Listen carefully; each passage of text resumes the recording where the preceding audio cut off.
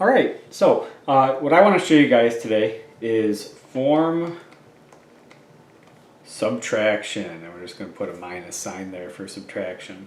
And to start, I think it would be maybe a little wiser to begin with shape subtraction. A shape is, a flat object. It has height and it has width.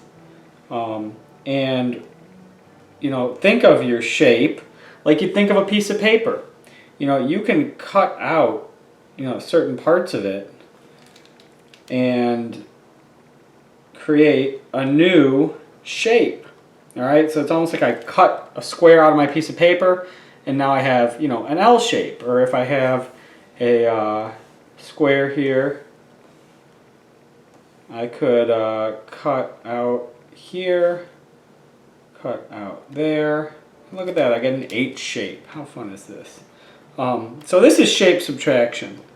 And if you can't do form subtraction, you're always available to, set your shapes and, remove parts of them. Because artists, we work in a way where we add things, but we also subtract them. And what I would say is, sometimes you can get something through subtraction that you wouldn't otherwise be able to get through addition. So this is a very viable way of drawing. And you can subtract more than once. That's always allowed. It's, you're transforming your shapes. So this is shape subtraction, and let's see how it works with form subtraction. If you draw a form in oblique perspective, just like so, it's going to have three types of lines. It's going to have vertical lines, those are the lines that go up and down, and it's going to have horizontal lines, the lines that go left and right. So up and down, left and right. To give your shape the illusion of form, you use a diagonal line. In oblique perspective, those lines should all follow the same path or angle. They're all going to be parallel, they never hit.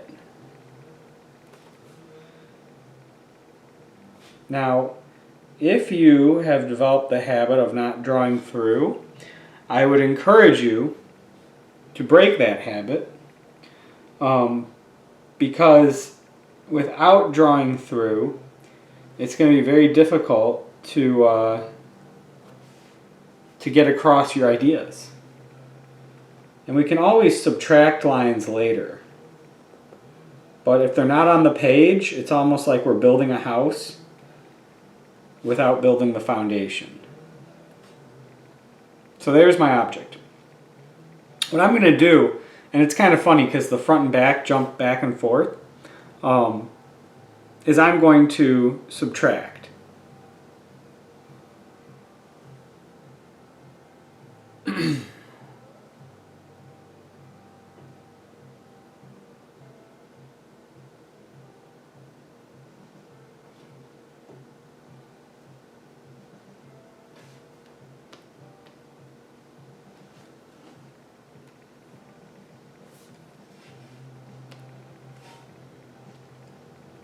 Alright, so before I start my subtraction, I want this to look like light pencil. So I'm going to bring it, see how I'm lowering the intensity?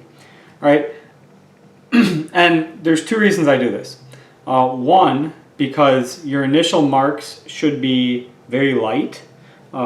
It's, you want to work in a way where your mark making is amendable. You can make changes to it. So I'm drawing on the Wacom. I have the privilege of being able to, you know, just lighten up my work. You might not. So what I'm going to do is I'm going to focus almost exclusively on the easiest face to work with, which is the face that is even with my page. And what I mean is this shape right here, this square, it lays flat on top of my piece of paper, which is the white screen.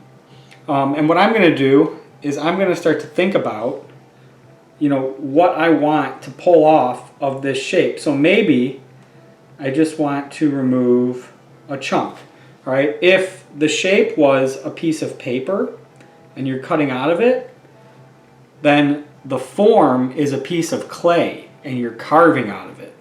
And what's going to happen is from this point, we're going to cut that right in half. Okay, that line goes back in space. This line drops down. And then interestingly enough, if you want to do it like that, this line and this line hits. All right, notice my diagonals are both parallel.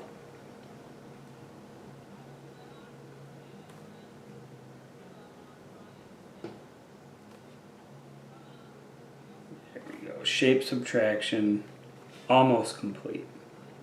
And if you don't want to draw through your subtraction, that's okay. I could see how you'd want this to look a little cleaner, but let's knock that back. And now let's actually knock this all the way back. Now let's go over it with a black and you know, finish the drawing, so to speak. Oopsies.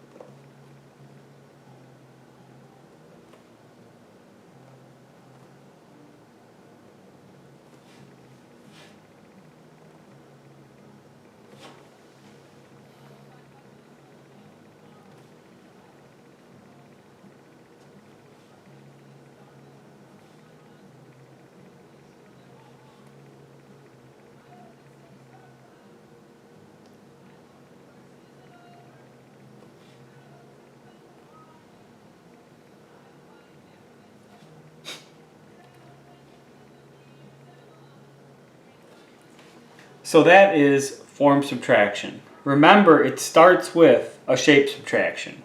So if you're having trouble with form subtraction, there's no shame in working on shape subtraction.